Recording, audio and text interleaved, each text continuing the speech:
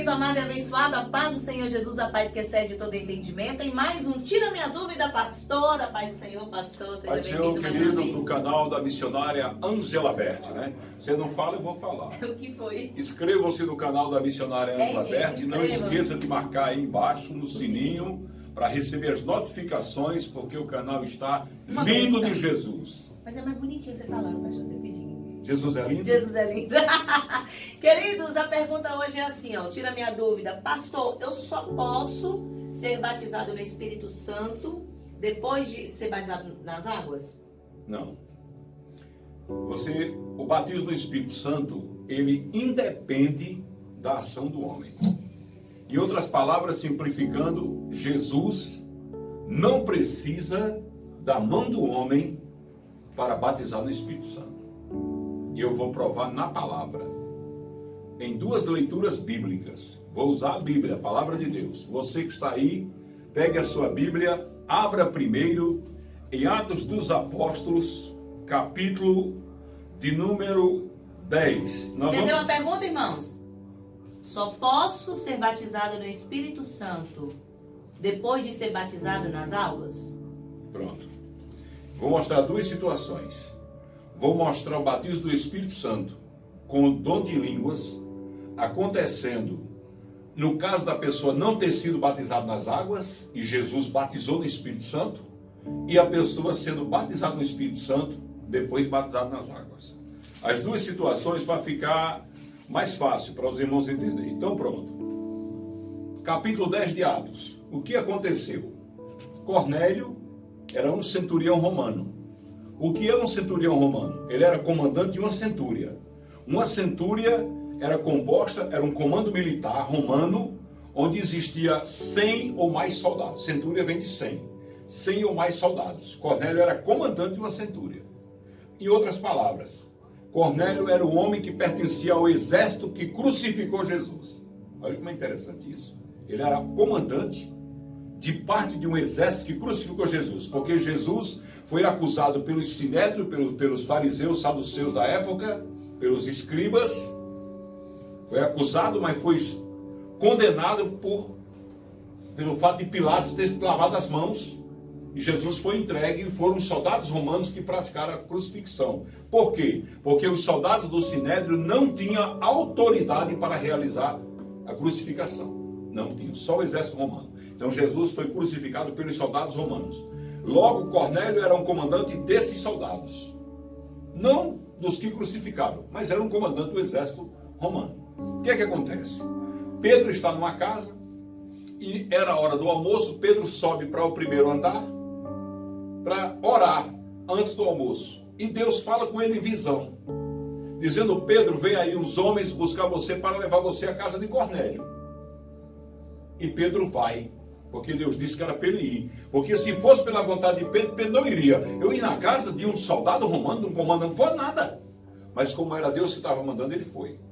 Chegando na casa de Cornélio, Cornélio disse para ele: que satisfação receber você aqui, Pedro. Cornélio já sabia que Pedro era o homem a quem Jesus tinha confiado os passos da igreja primitiva. E Cornélio disse: nos fale de Jesus. E Pedro começou a falar de Jesus. E quando ele começou a falar de Jesus, Jesus batizou eles no Espírito Santo. Nenhum deles era batizado na água. Vamos ver? Atos dos Apóstolos, capítulo 10, versículo 44. E dizendo Pedro ainda estas palavras, quer dizer, falando de Jesus, caiu o Espírito Santo sobre todos que ouviam a palavra. E os fiéis que eram da circuncisão, o que é isso? Eram os que eram de Pedro. Circuncisão, para quem não sabe, era o fato dele ser circuncidado ao 8º dia de nascido, arrancava a carne do prepúcio, do pênis, que era uma marca de Deus no homem. A aliança de Deus era feita com o homem assim, era escondida.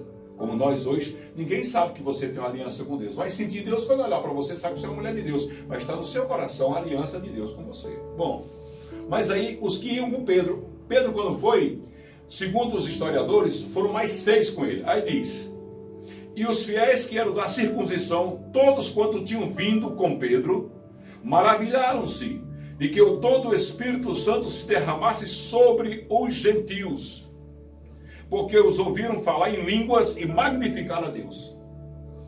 Respondeu então Pedro: pode alguém porventura recusar a água para que não sejam batizados estes que também receberam como nós o Espírito Santo? E mandou que fossem batizados em nome do Senhor. Então rogaram-lhes que ficassem com ele mais alguns dias. Quando Pedro viu Jesus batizando ele no Espírito Santo, disse: agora vocês não podem mais se negar a ser batizados nas águas, que já foram batizados no Espírito Santo. Vamos batizar nas águas. E Pedro batizou eles.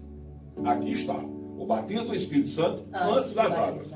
Agora vamos ver o batismo do Espírito Santo depois das águas. No mesmo livro de Atos, só que no capítulo de número 19. Capítulo 19, Paulo encontra 12 homens. Interessante isso aqui. Paulo, pelas suas missões, ele encontra 12 homens. Capítulo 19, versículo 2. Disse-lhes Paulo: recebestes vós já o Espírito Santo quando crestes? E lhes disseram: nós nem ainda ouvimos falar do Espírito Santo. Ele nem sabia que existia. E Paulo disse, perguntou-lhe então em que foi que vocês foram batizados? E eles disseram: no batismo de João Batista.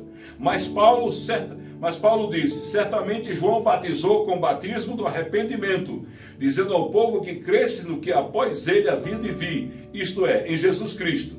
E os que ouviram foram batizados em nome do Senhor Jesus. E impondo-lhes as mãos, Paulo, sobre eles o Espírito Santo. Eles falavam em línguas e profetizavam. E estes eram 12 homens.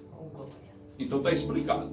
A pergunta é: nós podemos ser batizados no Espírito Santo sem sermos batizados nas águas? Pode. Por que pode? Porque Jesus não segue a pauta humana. Ele vai do jeito que ele quer. Ele é que manda. Está respondida a pergunta. Oh, glória a Deus. Provado na palavra, missionário. Glória a Deus. Você recebeu qual batismo primeiro, pastor?